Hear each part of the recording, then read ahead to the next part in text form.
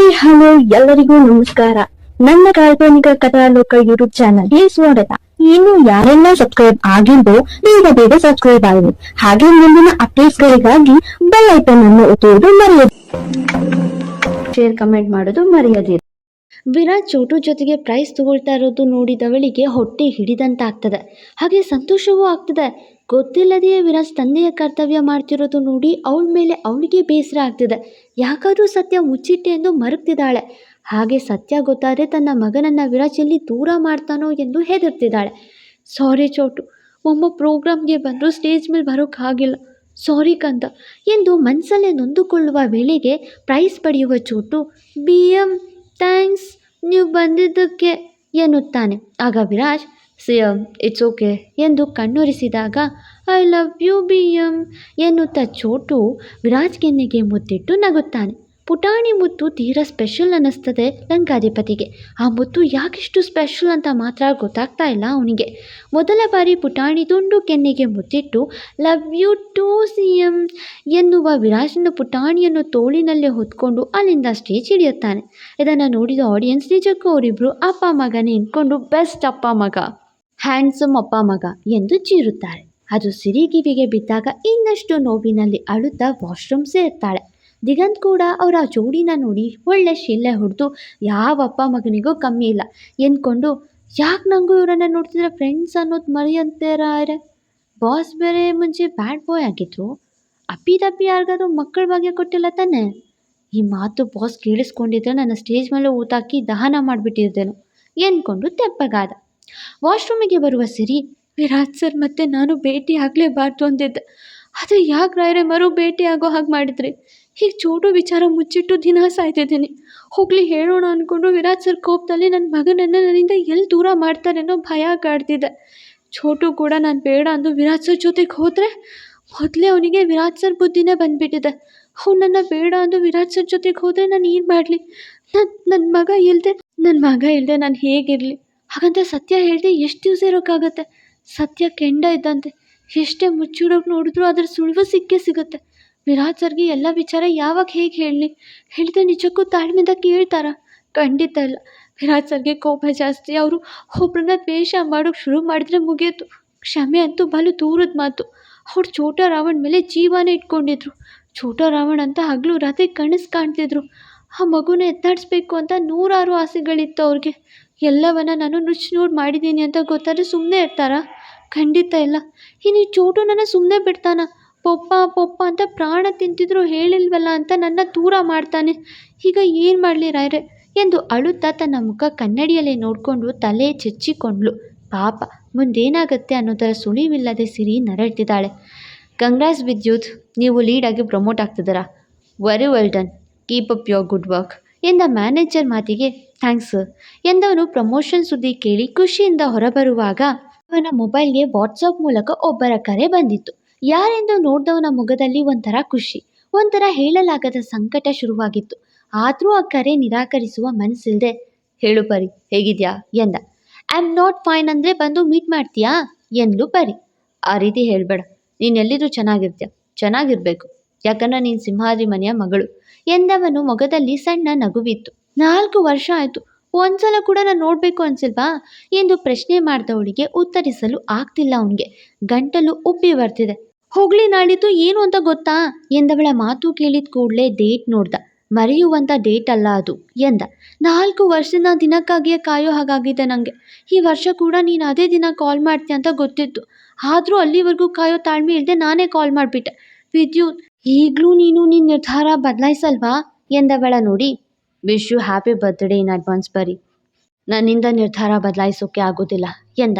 ಅವತ್ತಿನ ದಿನ ನನಗಿನ್ನೂ ನೆನಪಿದೆ. ನೀ ನನ್ನ ಹುಟ್ಟುಹಬ್ಬಕ್ಕೆ ಗೆಜ್ಜೆ ಮತ್ತು ಬಳೆಗಳನ್ನು ತಂದು ವಿಶ್ ಮಾಡಿ ನನ್ನ ಮದುವೆ ಆಗ್ತೀಯ ಪರಿ ಅಂತ ಕೇಳಿದೆ. ಆದರೆ ನಾನು ಉತ್ತರ ಕೊಡೋ ಮುನ್ನವೇ ಎಲ್ಲ ಸತ್ಯ ಕೇಳಿ ಆ ಬಳೆ ಮತ್ತು ಗೆಜ್ಜೆ ಎರಡನ್ನೂ ಅಲ್ಲೇ ಇಟ್ಟು ನೀನು ಅಕ್ಕನ ಹುಡುಕಿ ಹೊಡೆದೆ. ಆಮೇಲೆ ನಾನೇ ಕಾಲ್ ಮಾಡಿದ್ರು ನೀನು ನನ್ನ ಮರ್ತ್ಬಿಡು ಅಂದೆ. ಆದರೆ ಗೊತ್ತಿಲ್ಲದೆಯೇ ನಾನು ನಿನಗೆ ಮನಸ್ಸು ಕೊಟ್ಟಿದ್ದೆ ಅಂತ ನೀನು ಮರ್ತ್ಬಿಡು ಅಂದಾಗಲೇ ಗೊತ್ತಾಗಿದ್ದು ನನಗೆ. ಒಬ್ಬ ಹುಡುಗ ತನ್ನ ಹುಡುಗಿಗಾಗಿ ಶ್ರಮಪಟ್ಟು ಸಂಪಾದನೆ ಮಾಡಿ ಗಿಫ್ಟ್ ತರ್ತಾನೆ, ಅವಳಿಗಾಗಿ ಅವನು ಬದಲಾಗಿ ಒಳ್ಳೆ ಮನುಷ್ಯನಾಗಿ ಬರ್ತಾನೆ ಅಂದರೆ ಆ ಹುಡುಗಿ ಮೇಲೆ ಅವನಿಗೆ ಎಂಥ ಪ್ರೀತಿ ಇರಬೇಕು ಅಂತ ಆಗಲೇ ನನಗೆ ಅರ್ಥ ಆಗಿದ್ದು. ಆವತ್ತಿಂದ ಈ ಮನಸ್ಸಲ್ಲಿ ನಿನಗೆ ಜಾಗ ಕೊಟ್ಟಾಗಿದೆ. ಈ ಜಾಗ ಮತ್ತು ಯಾರಿಗೂ ಕೊಡೋದಿಲ್ಲ ಅಂತ ಡಿಸೈಡ್ ಮಾಡಿ ಕಾಯ್ತಾ ಇದ್ದೀನಿ. ನೀನಂತೂ ಎಲ್ಲಿದ್ದೀನಿ ಅನ್ನೋ ಸುಳಿವು ಕೊಡ್ತಿಲ್ಲ. ಹುಡುಕಿ ಬರೋದಕ್ಕೆ ಕೂಡ ಬಿಡ್ತಿಲ್ಲ. ಯಾಕೆ ನೀನು ನಿನ್ನ ಅಕ್ಕ ಇಬ್ಬರು ನನ್ನ ಅಣ್ಣನಿಗೂ ನನಗೂ ಇಂಥ ದೊಡ್ಡ ಶಿಕ್ಷೆ ಕೊಟ್ಟು ಸಾಯಿಸ್ತಿದ್ದೀರ? ಅಣ್ಣ ಅತ್ತಿಗೆನ ಒಂದು ದಿವಸ ಕೂಡ ಮರೆಯೋಕ್ಕಾಗದೆ ಕುಡಿದು ಒದ್ದಾಡ್ತಾ ಇದ್ದಾನೆ. ಅಣ್ಣ ಮನಸ್ಸು ಮಾಡಿದ್ರೆ ಅತ್ತಿಗೆ ಎಲ್ಲಿದ್ದಾರೆ ಅಂತ ಒಂದು ವಾರದಲ್ಲಿ ಹುಡುಕಿಸ್ಬೋದು. ಆದರೆ ಅತ್ತಿಗೆ ಅವ್ರ ಮೇಲೆ ಆಣೆ ಮಾಡಿಸ್ಕೊಂಡು ಅದಕ್ಕೂ ಕತ್ತರಿ ಹಾಕಿಬಿಟ್ರು. ನೀನು ಕೂಡ ನೀನಿರೋ ಜಾಗ ಗೊತ್ತಾದರೆ ಅತ್ತಿಗೆ ಇರೋ ಜಾಗ ಗೊತ್ತಾಗುತ್ತೆ ಅಂತ ನನ್ನ ಬಳಿ ಹೇಳ್ತಿಲ್ಲ. ಈಗ ನೀವೊಂತೀರ ನಾವೊಂತೀರ, ಖುಷಿನಾ? ಹೀಗೆ ಇದ್ದರೆ ಅವರು ಒಂದಾಗಲ್ಲ, ನಾವು ಒಂದಾಗಲ್ಲ. ಅರ್ಥ ಮಾಡ್ಕೋ ವಿದ್ಯುತ್ ಎಂದು ಅಳುತ್ತಾ ವಿವರಿಸುವಾಗ ಐ ಆಮ್ ಸಾರಿ ಎಂದನಷ್ಟೆ. ನೀನು ಇದನ್ನು ಬಿಟ್ಟು ಬೇರೇನಾದರೂ ಹೇಳೋ ಹಾಗಿದ್ಯಾ?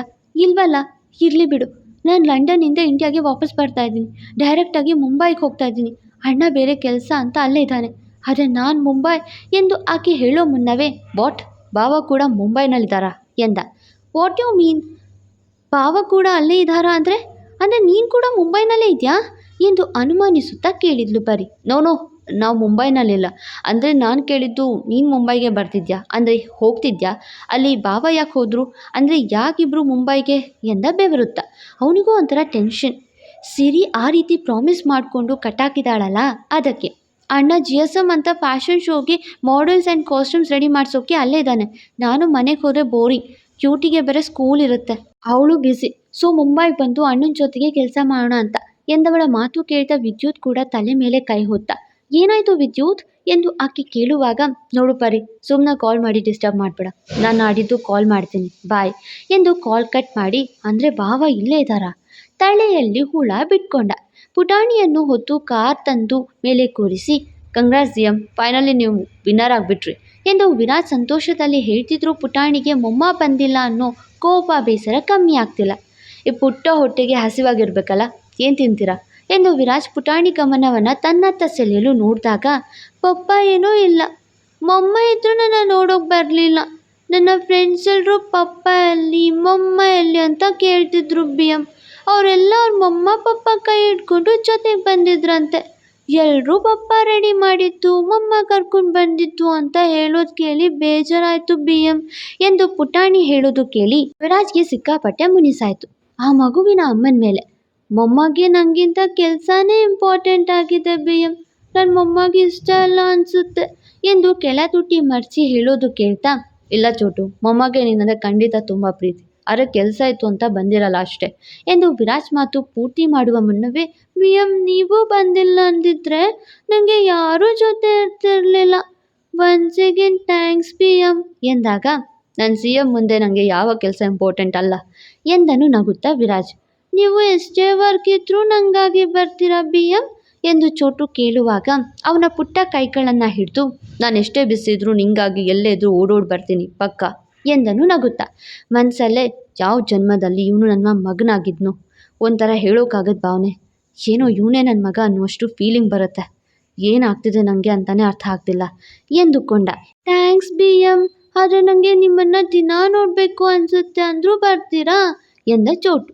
ಅವನಿಗೂ ಗೊತ್ತಿಲ್ಲದೆಯೇ ವಿರಾಜ್ ಮೇಲೆ ಅಪ್ಪನ ಮೇಲಿರಬೇಕಾದ ಪ್ರೀತಿ ಶುರುವಾಗಿತ್ತು. ಅವನನ್ನು ದಿನ ನೋಡಬೇಕು ಅನ್ನುವಷ್ಟು ಹತ್ತಿರ ಆಗ್ತಿದ್ದ. ಅದನ್ನು ಕೇಳ್ತಿದ್ದಂತೆಯೇ ಆ ಪುಟ್ಟ ಕೈಗಳಿಗೆ ಮುತ್ತಿಟ್ಟು, ಇನ್ನು ಮುಂದೆ ದಿನ ಬರ್ತೀನಿ, ನಿಮ್ಮನ್ನು ದಿನ ಮೀಟ್ ಮಾಡ್ತೀನಿ, ಎಷ್ಟೇ ವರ್ಕ್ ಇದ್ರೂ ಬರ್ತೀನಿ, ಪ್ರಾಮಿಸ್ ಎಂದು ಮಾತು ನೀಡ್ತಾನೆ ಲಂಕಾಧಿಪತಿ. ಇವರನ್ನು ನೋಡ್ತಾ ದಿಗಂತ್, ಎಲ್ಲೋ ಏನೋ ಮಿಸ್ ಹೊಡಿತಿದ್ಯಲ್ಲ, ಈ ಬಾಸ್ ಅಪ್ಪಿತಪ್ಪಿ ಇವನನ್ನೇ ತಮ್ಮ ಮಗ ಅಂತ ಫೀಲ್ ಮಾಡ್ಕೊಂಡಿಲ್ಲ ತಾನೆ ಎಂದ್ಕೊಂಡು ಉಗುಳು ನುಂಗಿದ. ಐ ಲವ್ ಯು BM ಎಂದು ಚೋಟು ನಕ್ಕಾಗ, ಐ ಲವ್ ಯು CM ಎನ್ನುತ್ತಾ ವಿರಾಜ್, ಈಗ ಹೇಳು ಏನು ತಿಂತೀಯಾ?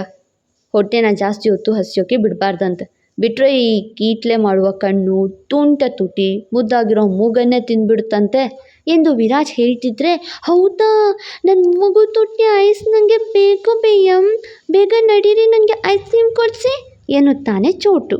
ಐಸ್ ಕ್ರೀಮ್ ಲಾಸ್ಟ್ಗೆ, ಈಗ ಬೇರೆನಾದರೂ ತಿನ್ನಬೇಕಂತೆ, ನಡೀರಿ ಎಂದು ಮತ್ತೆ ಹೊತ್ಕೊಂಡು ಅಲ್ಲೇ ಇದ್ದ ಹೋಟೆಲ್ಗೆ ಕರ್ಕೊಂಡು ಬಂದು ಪುಟಾಣಿಗೆ ಏನು ಬೇಕು ಎಂದಾಗ, ನೀವೇ ಆರ್ಡರ್ ಮಾಡಿ BM ಎಂದನು ಚೋಟು. ವಿರಾಜ್ ತಾನೇ ಒಂದಿಷ್ಟು ತಿಂಡಿ ಆರ್ಡರ್ ಮಾಡಿ ಚೋಟು ಮುಂದೆ ಧರಿಸಲು ಬಿಸಿ ಬಿಸಿ ಇದ್ದ ತಿಂಡಿಗೆ ಕೈ ಹಾಕಲು ನೋಡಿದ ಚೋಟು. ಆದರೆ ವಿರಾಜ ಪುಟ್ಟ ಕೈ ಸುಟ್ರೆ ಎಂದ್ಕೊಂಡು, CM ನಾನು ತಿನ್ನಿಸ್ಲಾ ಎಂದು ಕೇಳಿದ್ದ. ಓಕೆ BM ಎಂದಾಗ ಅವನೇ ಆಫ್ ಮಾಡಿ ಪುಟಾಣಿ ಬಾಯಿಗೆ ತುಟ್ಟಿಡುತ್ತಾ ಖುಷಿ ಪಡ್ತಾನೆ ವಿರಾಜ್. ಅವರಿಬ್ಬರ ಪಕ್ಕದಲ್ಲೇ ಕುಳಿತು ಊಟ ಮಾಡ್ತಾ ನೋಡುವ ದಿಗಂತ್, ಯಾವ ಜನ್ಮದ ಅನುಬಂಧವೋ ರಾಯರೇ, ಯಾರ್ದೋ ಮಗು ಯಾರಿಗೋ ಅಪ್ಪ ಆದಂಥ ಫೀಲ್ ಬರ್ತಿದೆ ಎಂದ್ಕೊಂಡು ನಗುತ್ತಾನೆ. ಅದನ್ನು ಕಂಡ ಚೋಟು, ಬಿ ಎಂ, ಈ ಡ್ರೈವರ್ ಅಂಕಲ್ ನಗ್ತಾ ಇದ್ದಾರೆ ನನ್ನ ನೋಡಿ ಎಂದಿದ್ದೆ. ಅಮ್ಮ ನನ್ನ ಕಿವಿಗೆ ಶ್ರದ್ಧಾಂಜಲಿ ಮಾಡ್ತಿದ್ದಾನಲ್ಲ ಎಂದು ಕಿವಿ ಮುಚ್ಚಿಕೊಳ್ಳುವ ದಿಗಂತ್, ಲೋ ಮಾನ್ಸ್ಟರ್, ನಾನಿನ್ನೂ ಅಪ್ಪನೇ ಆಗಿಲ್ವೋ, ಆಗಲೇ ಅಂಕಲ್ ಮಾಡ್ತಿದ್ಯಲ್ಲೋ. ರಾಗ ತೆರೆದಾಗ, ಸಿಎಂ, ಪಾಪ ಅಂಕಲ್ ಬೇರೆನಾದರೂ ಕರೀರಿ ಅಂತ ಕೇಳ್ತಾ ಇದ್ದಾರೆ, ಡಿಸ್ಕೌಂಟ್ ಕೊಡಿ ಎಂದ ವಿರಾಜ್ ಕೂಡ ಅಂಕಲ್ ಅಂದದ್ದು ಕೇಳಿ, ಬಾಸ್ ನೀವುನಾ ಎನ್ನಲು, ಆಯ್ತು ಆಯ್ತು, ಡ್ರೈವರ್ ಅಂಕಲ್ ಅನ್ನಲ್ಲ ಇನ್ನು ಮುಂದೆ ಚಾಚಾ ಅಂತ ಕರೀಲ ಎಂದ ಚೋಟು. ಚಾಚಾನಾ ಎಂದು ಆನಂದ ಬಾಷ್ಪ ಸುರಿಸುವ ದಿಗಂತ್ ಕಣ್ಣೀರು ಬಾರದೇ ಇದ್ದಾಗ ಅಲ್ಲಿದ್ದ ನೀರನ್ನೇ ಕಣ್ಕೆಳಗೆ ಹಾಕ್ಕೊಂಡು, ಧನ್ಯವಾದ ಪ್ರಭು, ಧನ್ಯವಾದ. ಕೆಲಸಕ್ಕೆ ಬಾರದ ಡ್ರೈವರಿಂದ ಚಾಚಾಗೆ ಪ್ರಮೋಷನ್ ಕೊಟ್ಟಿದ್ದಕ್ಕೆ ಥ್ಯಾಂಕ್ಸ್ ಎನ್ನುವಾಗ, ದಿಗಂತ್ ಜಾಸ್ತಿ ಖುಷಿ ಪಡಬೇಡ, ಚಾಚಾ ಅಂದರು ಅಂಕಲ್ಲೇ ಎಂದು ಆ ಖುಷಿಗೆ ವಿರಾಜ್ ಒಂದೇ ಸತಿ ನೀರು ಬಿಟ್ಟಿದ್ದ.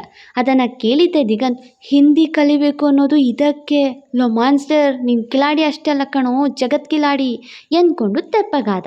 ವಿರಾಜ್ ಪುಟಾಣಿಗೆ ತಿನ್ನಿಸುವಾಗ, ಏ ಬಿ ಎಂ, ಬರೀ ನನಗೆ ತಿನ್ನಿಸ್ತಾ ಇದ್ದೀರಾ, ಆ ಮಾಡಿ ಎನ್ನುವ ಚೋಟು ಮಸಾಲ ದೋಸೆ ಮುರಿದು ತನ್ನ ಪುಟ್ಟ ಕೈಗಳಲ್ಲಿ ತುತ್ತು ತಿನ್ನಿಸಲು ಬಂದಾಗ ಆ ಮಾಡುವ ವಿರಾಜ್ ತುತ್ತು ತಿಂದು, ವಾವ್, ಸೋ ಟೇಸ್ಟಿ ಎಂದು ಸನ್ನೆ ಮಾಡಿ ನಗ್ತಾನೆ.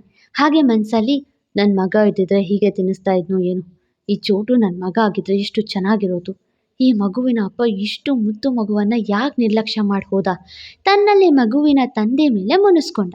ಮೂವರು ಊಟ ಮಾಡಿ ಮುಗಿಸಿ ಐಸ್ ಕ್ರೀಮ್ ಹೇಳಲು ಆ ಹೋಟೆಲ್ನಲ್ಲಿ ಐಸ್ ಕ್ರೀಮ್ ಇರಲಿಲ್ಲ. ಸಿಎಂ, ನಾವೀಚೆ ಬೇಕ್ರಿಯಲ್ಲಿ ತಗೊಳ್ಳೋಣ ಎಂದು ಮತ್ತೆ ಪುಟಾಣಿನ ಹೊತ್ಕೊಂಡು ಬೇಕರಿಗೆ ಬಂದು ಐಸ್ ಕ್ರೀಮ್ ಕೊಡಿಸಿದಾಗ, ಬಿ ಎಂ, ನೀವು ಸಿಕ್ಕಾಪಟ್ಟೆ super, I simply love you so much ಎನ್ನುತ್ತಾನೆ ಚೋಟು. ಮಿನಿ ಮಾನ್ಸ್ಟರ್, ಜಾಸ್ತಿ ಡೌ ಮಾಡಬೇಡ, ಐಸ್ ಕ್ರೀಮ್ ಕೊಡಿಸಿದ್ದಕ್ಕೆ ಸಿಕ್ಕಾಪಟ್ಟೆ ಸೂಪರ್ ಅಂತಿದ್ಯಾ ಅಂತ ಗೊತ್ತು ನನಗೆ. ನಮ್ಮ ಬಾಸ್ ಕಿವಿಗೆ ಕಾಲಿಫ್ಲವರ್ ಇರಬೇಡ ಮರಿಯೇ, ಅವರು ನಿನ್ನ ತಲೆ ಮೇಲೆ ಲಾಲ್ ಬಾಗ್ ಇಟ್ಬಿಡ್ತಾರೆ, ಹುಷಾರ್ ಎಂದನು ದಿಗಂತ್. ದಿಗಂತ್, ಲಾಲ್ ಬಾಗಲ್ಲಿ ಕ್ಲೀನರ್ಸ್ ಕೊಡ್ತೆ ಅಂತೆ, ಪೋಸ್ಟ್ ಕಾಲ್ ಇದೆಯಂತೆ, ಕ್ಯಾನ್ ಐ ಹೆಲ್ಪ್ ಯು ಎಂದು ವಿರಾಜ್ ಕೇಳಲು, ಬಾಸ್, ಆ ಕ್ಲೀನರ್ ಕೆಲಸಕ್ಕಿಂತ ಚೋಟ ಮಾನ್ಸ್ಟರ್ ಪಿ ಎ ಕೆಲಸನೇ ವಾಸಿ ಎನ್ನುವ ದಿಗಂತ್ ಚೋಟು ಕಡೆ ನೋಡಿ, ಚೋಟ ರಾವಣ್ಗೆ ಜೈ, ಮಿನಿ ಮಾನ್ಸ್ಟರ್ಗೆ ಜೈ ಎಂದು ಜೈಕಾರ ಹಾಕ್ತಾನೆ. ಅದನ್ನು ನೋಡು ಚೋಟು ಕಿಲ ಕಿಲ ನಕ್ಕಾಗ ವಿರಾಜ್ ಮುಖದಲ್ಲೂ ನಗು ಮೂಡುತ್ತದೆ. ಈ ಚೋಟು ನಗು ನೋಡ್ತಿದ್ರೆ ನನ್ನ ನಗುನೇ ಕಣ್ಮುಂದೆ ಬರುತ್ತೆ. ಈ ಚೋಟು ಅಮ್ಮ ಅಪ್ಪ ಯಾರಪ್ಪ ಎಂದು ಆಲೋಚಿಸುತ್ತಾ ಬೇಕ್ರಿ ಎದುರಿಗೆ ಚಿಂಟು ಸ್ಕೂಲ್ನಲ್ಲಿದ್ದ ಹೊರ ಬರ್ತಿದ್ದ ಸಿರಿನ ನೋಡಿ, ಸಿರಿ ಎಂದುಕೊಂಡು ಅಚ್ಚರಿಯಾಗ್ತಾನೆ. ಈತ ಸಿರಿ ತನ್ನ ಮೈ ಮೇಲೆ ಪ್ರಜ್ಞೆಯೇ ಇಲ್ಲದ ಹಾಗೆ ನಡ್ಕೊಂಡು ಬರುತ್ತಾ ಹಾಗೆ ಎದುರಿದ ಬೇಕರಿ ಕಡೆ ನೋಡಿ ಅಲ್ಲಿದ್ದ ವಿರಾಜ್ನ ಕಂಡು ಹಾಗೆ ಐಸ್ ಕ್ರೀಮ್ ತಿಂತಿದ್ದ ಮಗನನ್ನ ಜೊತೆ ನೋಡಿ, ಅಯ್ಯೋ ರಾಯ್ರೆ, ಇದೇನಿದು ರಾಧಾಂತ ಎಂದ್ಕೊಂಡು ಹೆದರಿಕೆಯಲ್ಲಿ ಹಾಗೆ ಯೂಟರ್ನ್ ಹೊಡೆದು ಓಡುತ್ತಾಳೆ. ಅದು ಮಂಡೋದ್ರಿ ತಾನೆ, ಇಲ್ಲಿಗೆ ಯಾಕೆ ಬಂದಿದ್ಲು, ಆಫೀಸಲ್ಲಿಲ್ವಾ, ನನ್ನ ಕಣ್ಣು ಸುಳ್ಳು ಹೇಳ್ತೀರಾ ತಾನೆ, ಈ ಸ್ಕೂಲ್ಗೆ ಮಂಡೋದ್ರಿ ಯಾಕೆ ಬಂದಿದ್ಲು, ನಾನು ಅವಳು ಸ್ಕೂಲಿಂದ ಬರೋದನ್ನೇ ನೋಡಿದ್ದು. ತನ್ನಲ್ಲೇ ಪ್ರಶ್ನೆ ಮಾಡಿಕೊಳ್ಳುವ ವಿರಾಜ್, ದಿಗಂತ್, ಮಂಡೋದ್ರಿ ಆಫೀಸಲ್ಲಿದ್ದಾಳ ಕೇಳು ಬೇಗ ಎಂದ. ಓಕೆ ಬಾಸ್ ಎನ್ನುತ್ತಾ ದಿಗಂತ್ ಸಿಯಾಗೆ ಕಾಲ್ ಮಾಡಿ ವಿಚಾರಿಸಿ, ಬಾಸ್, ಅವರು ಆಫೀಸಲ್ಲಿ ಏನು ಹೇಳ್ದೆ ಆಫೀಸ್ನ ಹೋಗಿದ್ದಾರಂತೆ ಎಂದನು. ಅದನ್ನು ಕೇಳಿದ್ದೆ ಮಂಡೋದರಿ ಸ್ಕೂಲ್ಗೆ ಯಾಕೆ ಬಂದಿದ್ಲು ಎನ್ನುವ ದೊಡ್ಡ ಹುಳ ವಿರಾಜ್ ತಲೆಗೆ ಬಿದ್ದಿತ್ತು. ಹಾಗೆ ಚೋಡು ಜೊತೆಗೆ ಕಾರ್ ಪಾರ್ಕಿಂಗ್ ಹತ್ರ ಬಾ, ನಾನು ಬಂದೆ ಎನ್ನುವ ವಿರಾಜ್ ಅವಳ ಹಿಂದೆಯೇ ಓಡಿದ. ಮುಂದೆ ಬಂತು ಲಂಕಾಧಿಪತಿಗೆ ಅನುಮಾನ ಬಂತು. ನೀವೆಲ್ಲ ಕೇಳಿದ್ರಲ್ಲ, ಹಾಗೆ ಸಿರಿ ಸ್ಟೇಜ್ ಮೇಲೆ ಬಂದಿದ್ಲು, ಹ್ಯಾಪಿನಾ ಕೋಪನಾ ಗೊತ್ತು, ಹಿಂದಿನ ಎಪಿಸೋಡ್ನಲ್ಲಿ ಅವಳು ಕಂಡಿದ್ದು ಕನಸು ಅಂತ ನಿಮಗೆಲ್ಲ ಬೇಸರ ಆಗಿದೆ ಅಂತ. ಪರವಾಗಿಲ್ಲ, ಆದಷ್ಟು ಬೇಗ ನಾನು ನಿಮಗೆ ಸತ್ಯನ ರಿವೀಲ್ ಮಾಡ್ತೇನೆ, ನಿಮಗಲ್ಲ ಲಂಕಾಧಿಪತಿಗೆ. ನೀವೆಲ್ಲ ಎಷ್ಟು ಪ್ರೀತಿಯಿಂದ ಈ ಕಥೆನ ನಾನು ವಾಯ್ಸ್ ಕೊಟ್ಟು ಹಾಕೋದಕ್ಕೆ ಸ್ಫೂರ್ತಿ ಕೊಡ್ತಿದ್ದೀರಾ ಅಂದರೆ ನನಗೆ ಇನ್ನೂ ಜಾಸ್ತಿ ಎಪಿಸೋಡ್ಸ್ ಹಾಕಬೇಕು ಅಂತ ಅನಿಸುತ್ತೆ. ಆದರೆ ಸಮಯ ಸಿಗ್ತಿಲ್ಲ, ಕೆಲಸ, ಒತ್ತಡ ಎಲ್ಲ ಇರೋದ್ರಿಂದ ಅಡ್ಜಸ್ಟ್ ಮಾಡ್ಕೊಳ್ಳಿ, ಎಷ್ಟು ಸಾಧ್ಯನೋ ಅಷ್ಟು ಹಾಕ್ತಾಯಿದ್ದೀನಿ, ಆಯಿತಾ? ಮತ್ತೆ ಸಿಗುವ ಅಲ್ವಾ? Thank you. ಫಾಲೋ ಮಾಡಿ ಕಾಲ್ಪನಿಕ ಕಥಾಲೋಕ. ಮತ್ತೆ ಸಿಗುವ.